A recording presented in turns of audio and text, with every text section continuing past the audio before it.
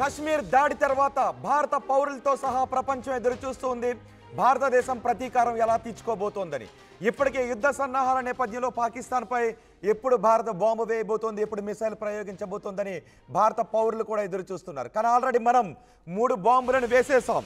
పాకిస్తాన్పై భారత్ ప్రయోగించిన 3 బాంబులతో పాకిస్తాన్ ఇప్పుడు ఏం చేయాలో అర్థం కాక ఉక్కిరి బిక్కిరి అయిపోతుంది. పాకిస్తాన్పై మనం ఆల్రెడీ 3 బాంబులను వేసేసాం. ప్రపంచం అంతా కూడా ఎదురు చూస్తుంది. 22వ తారీఖున ఈ ఘటన జరిగిన తర్వాత పాకిస్తాన్కు భారత్ ఏ విధంగా బుద్ధి చెప్పబోతోందని. ఆల్రెడీ మనం 3 బాంబులతో పాకిస్తాన్కు బుద్ధి చెప్పేశాం. ఇప్పటికే పాకిస్తాన్ అంటుంది భారత్ క్షేత్రస్థాయిలో చాలా తీవ్ర చర్యలు తీసుకుంటోంది అని. మనం తీవ్ర చర్యలు తీసేసుకున్నాం. ఒకటి, మనం వేసిన మొదటి బాంబు ఆల్రెడీ పేలిపోయింది. పాకిస్తాన్ ఉక్కిరి బిక్కిరి అవుతోంది. మనం వేసిన మొదటి బాంబు ఏదో కాదు. మనం ఎప్పుడైతే 22వ తారీఖున వాళ్ళు మారణ హోమాన్ని సృష్టించారో దానికి పాకిస్తాన్ ఉగ్రవాదుల కారణం, పాకిస్తాన్ ప్రేరేపిత ఉగ్రవాదుల కారణమని తెలిసిందో మనం సింధు నది జలాల ఒప్పందాన్ని రద్దు చేసుకున్నాం. ఇది మొదటి బాంబు. ఇక రెండవ బాంబు పాకిస్తాన్ని ప్రపంచ ఏకాకిని చేశాము. దీంతో ప్రపంచం ముందు పాకిస్తాన్ ఒంటరి అయిపోయింది. అది రెండో బాంబు. మూడో బాంబు భయం. ఇప్పుడు నేను ఒక్కొక్క బాంబు గురించి మీకు వివరిస్తున్నాను. ఇదే మీరు ఆర్టీవీ స్క్రీన్ పైన చూస్తున్నదే మనం వేసిన మొదటి బాంబు. నిజానికి ఏ దేశాన్నైనా ఉక్కిరి బిక్కిరి చెయ్యాలి అంటే రక్తపాతాన్ని సృష్టించాల్సిన అవసరం లేదు. ఒక్కసారి ఒక సామెత గుర్తు చేసుకోండి. ముళ్ళ వృక్షాన్ని నరకాలి అంటే గొడ్డలి వాడాల్సిన అవసరం లేదు. దాని వేళ్లకు నీళ్లను వెళ్లకుండా చేస్తే చాలు, ఆ చెట్టు దాని అంతటా అదే ఎండిపోతూ ఉంటుంది. మనం రక్తపాతాన్ని సృష్టించాల్సిన అవసరం లేదు. పాకిస్తాన్ పాలకుల భయం వింటే చాలు, అది మొదటి విజయంగానే భావించాల్సి ఉంటుంది. ఇదే మీరు చూస్తున్నదే మొదటి బాంబు. సింధు జలాలను ఎప్పుడైతే మనం నిలిపివేశామో ఆ క్షణం నుంచే పాకిస్తాన్లో భయం మొదలైంది. అందుకే పాకిస్తాన్ నేతలు ఒక్కొక్కరుగా బిలావల్ భుట్టో కావచ్చు, ఉగ్రవాది కావచ్చు, హఫీజ్ సయీద్ కావచ్చు మాట్లాడుతున్నారు. భారత్లో మేము రక్తపాతాన్ని సృష్టిస్తామని. వాళ్ళు ఏం మాట్లాడారు అనేది మనం తర్వాత వినిపిస్తాను మీకు.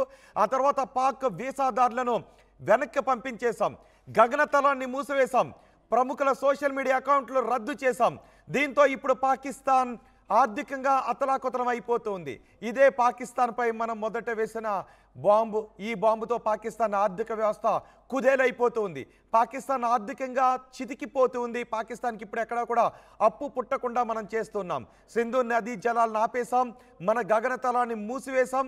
వాళ్ళతో చాలా వ్యాపార ఒప్పందాలు కూడా రద్దు అవుతున్నటువంటి సమయంలో ఇప్పుడు పాకిస్తాన్లో ఆర్థిక పరిస్థితి ఏమీ బాగోక వాళ్ళు రోడ్డున పడాల్సిన పరిస్థితి వచ్చింది. ఇక రెండవ బాంబు నేను మీకు చూపిస్తున్నాను. రెండవ బాంబే పాకిస్తాన్ని మనం హస్తదిగ్బంధనం చేశాం. ప్రపంచ దేశాల ముందు పాకిస్తాన్ని ఒంటరి చేశాం. ఇప్పుడు పాకిస్తాన్కు ప్రపంచంలో ఏ దేశము కూడా సపోర్ట్ చేయడం లేదు. పాకిస్తాన్ని ఉగ్రవాద దేశంగానే ప్రపంచ దేశాలు గుర్తిస్తూ ఉన్నాయి.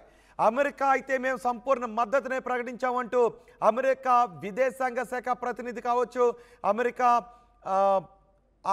సైన్యానికి సంబంధించినటువంటి పర్సన్స్ కావచ్చు, అందరూ కూడా మనకి సపోర్ట్ చేస్తున్నారు. అమెరికా అధ్యక్షుడితో పాటు అమెరికా ఉపాధ్యక్షుడు కూడా భారత్కి సపోర్ట్ చేస్తున్న పరిస్థితి కనిపిస్తోంది. భారత్ పాకిస్తాన్ భూభాగం నుంచి నేర్పుతున్న ఉగ్రవాదులను ఏరివేయడానికి తీసుకునే చర్యలకు మీరు సపోర్ట్ చేయండి అంటూ పాకిస్తాన్కి చెబుతున్నారు. అలాగే ఇజ్రాయెల్ కూడా మనకు సపోర్ట్ చేస్తోంది. ఇలా ప్రపంచ దేశాలన్నీ కూడా మనకి సపోర్ట్ చేస్తున్న నేపథ్యంలో పాకిస్తాన్ ప్రపంచం ముందు ఒంటరి అయిపోయింది. పాకిస్తాన్ని ఇప్పుడు మనం ఒంటరిని చేశాం. మొదటి బాంబు పాకిస్తాన్ని నదీ జలాలు ఆపేయడంతో పాటు ఆర్థిక పరంగా ఇబ్బందులకు గురి చేశాము. అది మొదటి బాంబు. ఇక రెండవ బాంబు పాకిస్తాన్ని ప్రపంచం ముందు ఉగ్రవాద దేశంగా నిలిపాము. ఇది రెండవ బాంబు. ఇక మూడవ బాంబు పాకిస్తాన్కి మనం భయాన్ని పరిచయం చేశాం. ఇది మూడవ బాంబు. పాకిస్తాన్ ఇప్పుడు క్షణక్షణం భయం గుప్పెట్లో బతుకుతుంది. అంటే మనం త్రివిధ దళాలకు స్వేచ్ఛనిచ్చేసాం. కాశ్మీర్పై దాడి తర్వాత మీరు ఏ చర్యలు తీసుకున్నా పర్వాలేదు అంటూ మనం మన సైన్యానికి, మన త్రివిధ దళాలకు స్వేచ్ఛనిచ్చిన నేపథ్యంలో సరిహద్దుల్లోనూ అరేబియా సముద్రంలోనూ మన మిలిటరీ బలగాలు చేస్తున్న కావచ్చు, మన మిలిటరీ బలగాలు చేస్తున్న ఎక్సర్సైజులు కావచ్చు, విన్యాసాలు కావచ్చు, వీటన్నిటినీ చూసి ఇప్పుడు పాకిస్తాన్ భయంతో బక్క చిక్కిపోతుంది. అందుకే పాకిస్తాన్ నేతలు అంటూ ఉన్నారు, మాపై ఎప్పుడైనా భారత్ దాడి చేసే అవకాశం ఉంది, మాకు సహాయం చేయండి అని ఇతర దేశాల దగ్గరకు, పక్క దేశాల దగ్గరకు వెళ్తూ ఉన్నారు. అంతేకాదు పాకిస్తాన్ తమ దేశంలో ఉన్న 29 నగరాల్లో సైరన్ వ్యవస్థను ఇన్స్టలేషన్ చేస్తూ ఉన్నారు, సైరన్ వ్యవస్థను ఏర్పాటు చేసుకుంటూ ఉన్నారు. మనం వైమానిక దాడులు చేస్తే దాని నుంచి వాళ్ళు పెంచి పోషిస్తున్న ఉగ్రవాదులను రక్షించుకోవటానికి ఆ సైరన్ వ్యవస్థను ఏర్పాటు చేసుకుంటున్నారు. పాకిస్తాన్ పౌరుల కంటే ఆ దేశం పెంచి పోషించిన ఉగ్రవాదులనే కాపాడుకోవాలి. అందుకే ఇప్పుడు వాళ్ళు భయంతో ఆ దేశ ఉగ్రవాదులను కాపాడుకోవడానికి ఏర్పాట్లు చేస్తున్నారు. అంతేకాదు పాక్ ఆక్యుపైడ్ కాశ్మీర్ POKలో ఉన్న జనానికి కూడా, POKలో ఉన్న ప్రజలకు కూడా ఆదేశాలు జారీ చేశారు. 2 నెలలకు సరిపడా ఆహార పదార్థాలను సిద్ధం చేసుకోండి. భారత్ మనపై ఏ విధమైన ఏ పరిస్థితుల్లోనైనా దాడి చేసే అవకాశం ఉంటుంది కాబట్టి 2 నెలలకు కావాల్సిన ఆహార పదార్థాలు సిద్ధం చేసుకోండి అని వాళ్ళకు చెప్పేసింది. ఇది 3వ బాంబు. ఇప్పుడు పాకిస్తాన్ భారత సైనిక చర్యలతో, భారత సైనిక సన్నద్ధతతో ఎప్పుడు భారత్ దాడి చేస్తుందోననే ఒక భయంలో ఉంది. పాకిస్తాన్కి ఇప్పుడు రాత్రి పగలు కూడా భయంలో ఉంది. తిండి తినటానికి కూడా అవకాశం లేదు, పడుకోవటానికి అవకాశం లేదు, కళ్ళు తెరిచి మాత్రమే చూడాల్సినటువంటి అవసరం ఉంది. అంటే ఇప్పటి వరకు మనం ఏ ఆయుధాన్ని కూడా వాడలేదు, మనం ఉపయోగించిందంతా కూడా వ్యూహాత్మకంగా మనం ముందుకు వెళుతూ ఉన్నాం, సైనిక సన్నద్ధతతో మనం ముందుకు వెళుతూ ఉన్నాం. ఇంతవరకు రక్తపాతాన్ని సృష్టించే బాంబును వాడకుండానే పాకిస్తాన్ని మనం ఉక్కిరిబిక్కిరి చేశాం. ఈ 3 బాంబులు కూడా మన వ్యూహాత్మక బాంబులే. మొదటి బాంబు పాకిస్తాన్పై ఆంక్షలు విధించాం, ఆర్థిక సంక్షోభంలోకి నెట్టేస్తున్నాం. రెండో బాంబు పాకిస్తాన్ని ప్రపంచ ఒంటరిని చేస్తూ ఉన్నాం, ప్రపంచవ్యాప్తంగా మద్దతు లేకుండా చేస్తున్నాం. మూడవ బాంబు పాకిస్తాన్ భారత్ ఎప్పుడు దాడి చేస్తుందో తెలియక నిద్రాహారాలు మాని సరిహద్దుల్లో కూర్చోవలసి వస్తుంది. ఇది మనం విసిరిన 3వ బాంబు. ఒక్కసారి మనం జలబాంబు విసరగానే పాకిస్తాన్ నేతలు, పాకిస్తాన్ పెంచి పోషిస్తున్న హఫీజ్ సయీద్ ఏం మాట్లాడాడో చూద్దాం. అదే మొదటి బాంబుకి పాకిస్తాన్ ఉగ్రవాదులు, పాకిస్తాన్ నేతల రియాక్షన్ ఏంటో ఒకసారి మనం చూద్దాం. और मैं चुप नहीं रहूंगा, तेरी जुबान इंशाअल्लाह हम खींच के रहेंगे। अगर तू पानी बंद करेगा इंशाअल्लाह हम तेरी सांस बंद करेंगे, इन दरियाओं में फिर खून बहेगा। और मैं चुप नहीं रहूंगा, तेरी जुबान इंशाअल्लाह हम खींच के रहेंगे। अगर तू पानी बंद करेगा इंशाअल्लाह हम तेरी सांस बंद करेंगे, इन दरियाओं में फिर खून बहेगा। ఇప్పుడు మీరు విన్న మాటలు మనం వేసిన మొదటి బాంబుకు భయపడి పాకిస్తాన్ పెంపుడు కుక్కల పాకిస్తాన్ ఉగ్రవాద గురువు హఫీజ్ సయీద్ మాట్లాడిన మాట. అంతేకాదు పాకిస్తాన్ మాజీ ప్రధానమంత్రి కొడుకు బిలావల్ భుట్టో కూడా మాట్లాడాడు. మనం వేసిన మొదటి బాంబుపై అతని రియాక్షన్ కూడా ఒకసారి మనం గుర్తు చేసుకుందాం. और उनकी हुकूमत ने ऐलान किया कि अब वो ये मुआहिदा नहीं मानते। और मैं सखर में इसी सिंधु दरिया के साथ खड़े होके भारत को कहना चाहूंगा कि सिंधु हमारा है और सिंधु हमारा रहेगा। या इस दरिया से हमारा पानी बहेगा या उनका खून बहेगा। మోదీ నే చూసారా, మనం వేసిన మొదటి బాంబుకి పాకిస్తాన్ నేతల నుంచి వచ్చిన రియాక్షన్ ఇది. మనం పాకిస్తాన్ పై ఉపయోగించిన మొదటి బాంబు సింధు నదీ జలాల ఒప్పందాన్ని రద్దు చేయడం, పాకిస్తాన్ని ఆర్థికంగా ఇబ్బందులకు గురి చేసే ఆంక్షలు విధించడం. ఇది పాకిస్తాన్ పై మనం వేసిన మొదటి బాంబు. మనం పాకిస్తాన్ పై వేసిన మొదటి బాంబుకే పాకిస్తాన్ నేతల రియాక్షన్ మనం చూసాం. ఇక పాకిస్తాన్ని మనం ప్రపంచ ఒంటరిని చేశాం, పాకిస్తాన్కి ఏ మద్దతు కూడా లేకుండా చేశాం. మనం ఎప్పుడు దాడి చేస్తామో తెలియక పాకిస్తాన్ ఇప్పుడు భయంతో వణికిపోతూ ఉంది. అందుకే మేము చర్చలకు సిద్ధమంటూ పాకిస్తాన్ నేతలు మాట్లాడుతూ ఉన్నారు. పాకిస్తాన్కి ఏ దేశాలు కూడా సపోర్ట్ చేయడం లేదు. ఆ రెండవ బాంబు ఫలితం ఎలా ఉందో ఒకసారి, దానికి రియాక్షన్ ఎలా ఉందో కూడా ఇప్పుడు మనం చూద్దాం.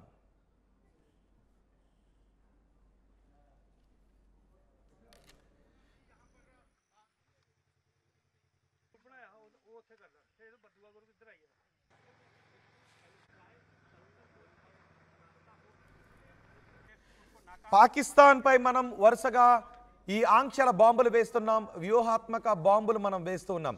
పాకిస్తాన్ పై మనం నీటి బాంబును, ఆర్థిక బాంబును ఉపయోగించిన తర్వాత పాకిస్తాన్ నేతలు ఏం మాట్లాడారో మనం చూసాం. ఇక పాకిస్తాన్ ప్రపంచం ఒంటరి అయిపోతున్న సందర్భంలో కూడా పాకిస్తాన్ నేతలు ఏం మాట్లాడారో ఒకసారి చూద్దాం.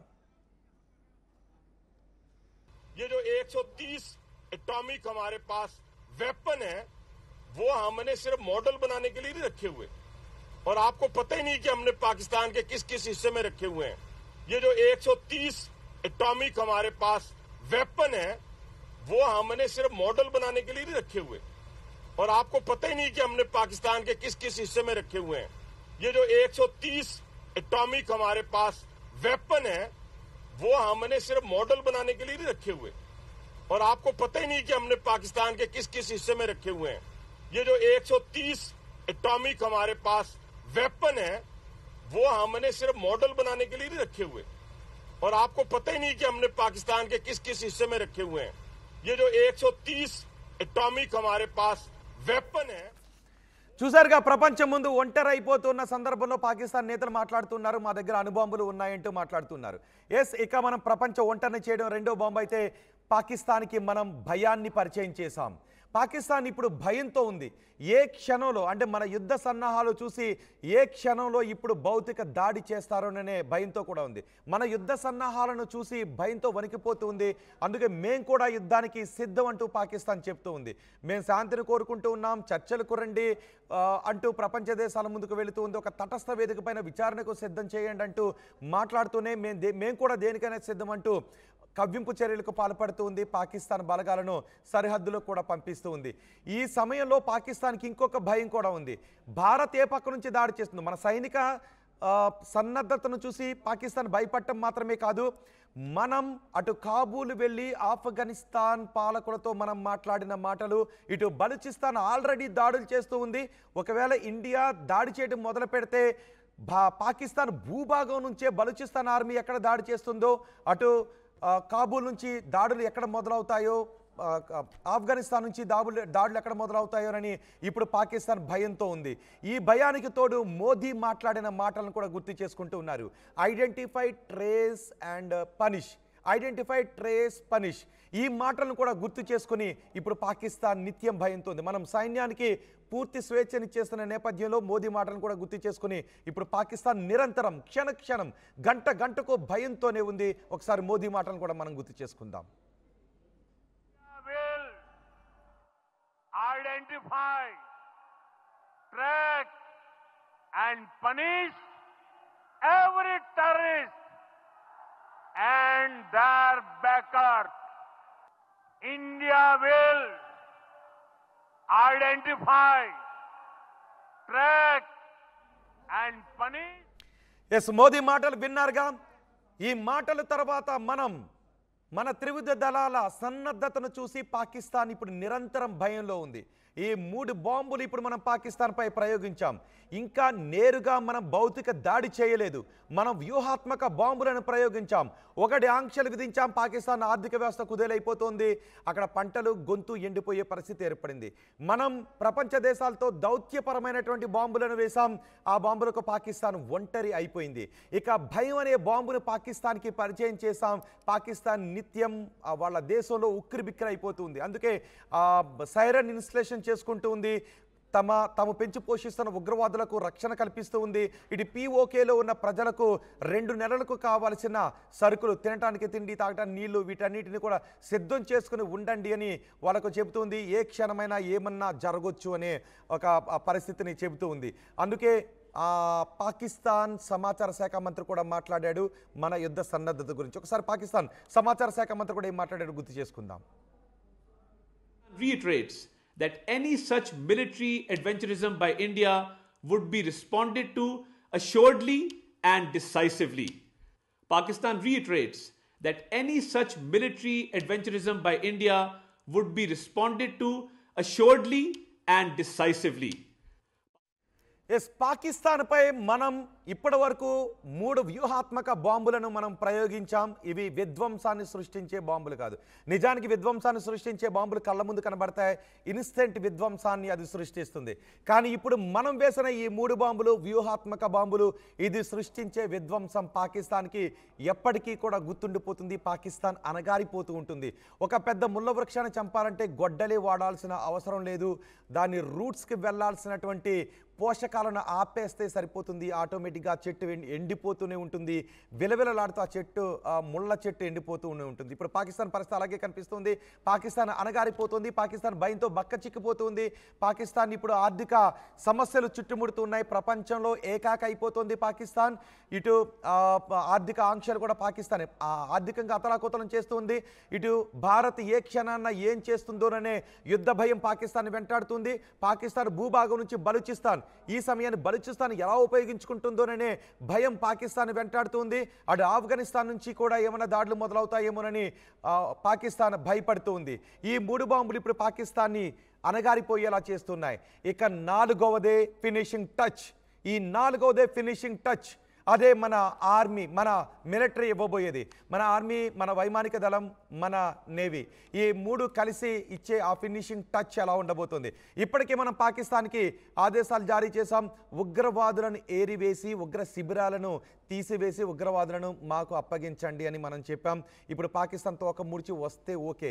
ఈ 3 బాంబులకే పాకిస్తాన్ అతలాకుతలం అయిపోతుంది. ఇక ఫినిషింగ్ టచ్ ఇచ్చేది మన ఆర్మీ. మన ఆర్మీ ఫినిషింగ్ టచ్ ఇస్తే ఆ పరిస్థితి ఎలా ఉంటుందో ఊహించడానికి కూడా మీరు నేను కూడా ఊహించలేం. ప్రపంచ దేశాలు కూడా ఊహించలేం.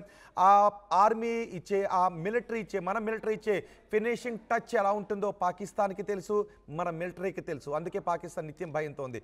మీరేమన్నా ఊహించగలిగితే ఆ ఫినిషింగ్ టచ్ ప్రభావం ఎలా ఉంటుంది? అదే 4వది. ఇక ఫైనల్ అస్త్రం, ఫైనల్ బాంబ్, ఆ ఫినిషింగ్ టచ్ మన ఆర్మీ ఉపయోగిస్తే ఎలా ఉంటుందో మీరు ఊహిస్తే ఒక్కసారి కమెంట్ బాక్స్లో తెలియచేయండి. బహుశా ఇప్పుడు పాకిస్తాన్ గనక దారికి రాకపోతే, పాకిస్తాన్ ఉగ్రవాదులను ఏరివేసి ఉగ్ర శిబిరాలను నాశనం చేసి ఉగ్రవాదులను మనకి అప్పగించకపోతే ఆ 4వ బాంబ్ పాకిస్తాన్పై పడే అవకాశం ఉంటుంది. ఆ ఫినిషింగ్ టచ్ ఎలా ఉంటుందని మీరు అనుకుంటున్నారో మీ అభిప్రాయాన్ని కమెంట్ బాక్స్లో తెలియచేయండి.